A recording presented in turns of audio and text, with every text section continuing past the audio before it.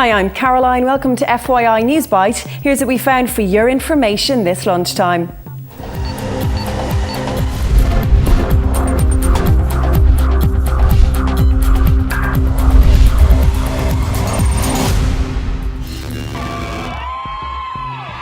Bringing Whitney home, dozens of fans have gathered outside a funeral home in New Jersey, hoping to get a glimpse of the singer's coffin. A hearse believed to be carrying Houston's body arrived under heavy police escort. The 48-year-old was found unconscious in a bath at a hotel in Beverly Hills on Saturday. Toxicology tests are underway, but it may be weeks before the cause of death is confirmed. The coroner said prescription drugs were discovered in her room. Syria could be sliding into civil war. The UN human rights chief has raised fears as the heaviest shelling in days has hit Homs. In the city of Idlib, armed resistance to forces loyal to President Bashar Assad's regime is said to be growing. Armed Syrian rebels who call themselves the Free Syrian Army are patrolling the city, vowing to defend residents. The UN estimates that more than 5,400 people have been killed in Syria since the uprising began in March. Speaking in Turkey, Hillary Clinton had a message for Assad. We have heard the call of the Syrian people for help. We will intensify our diplomatic pressure on the regime to end its campaign of violence. We will strengthen our targeted sanctions, bring the international community together in condemnation of the actions of the Assad regime. We will increase our outreach to opposition. Explosions in the east. 3 separate explosions have rocked the Thai capital Bangkok this morning. One bomb went off in a rental house believed to be rented by 3 foreigners. At least 2 of the men have left the scene and are unaccounted for. A third man who also fled the house detonated 2 more bombs, blowing off one of his legs in the process. Counting the cost. As the clean-up continues, business owners in Greece are concerned the weekend's riots may have dealt another devastating blow to the country's economic prospects. Greek politicians will meet again today to discuss how they'll make over €300 million in cuts. They need to make the savings as a condition for a payout worth around €130 billion.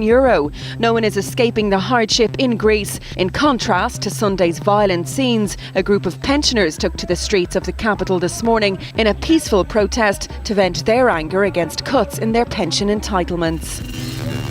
And love it or loathe it, it's Valentine's Day. The day is almost over in Oz, and lovebirds down under really got into the spirit of things. One couple said their marriage vows on top of the iconic Sydney Harbour Bridge, while another groom-to-be proposed on the side of a huge passenger liner.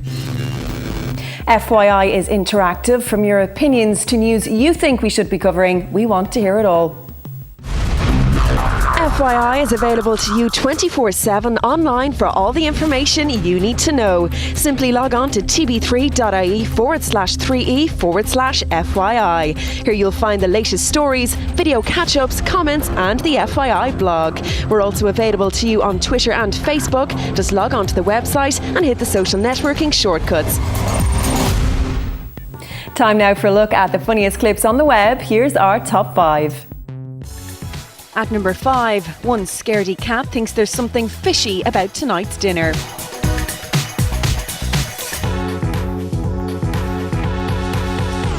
At number 4, editing, the modern form of witchcraft.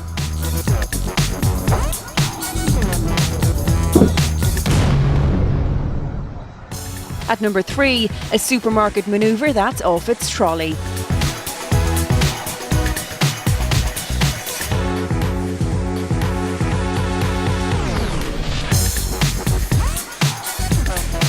At number 2, a clever cover of a hit tune, minus several instruments. Now and then we like to play one guitar together, and that's convenient since we only have the one. And number 1 today, the DJing dog who's giving his human a spin for his money.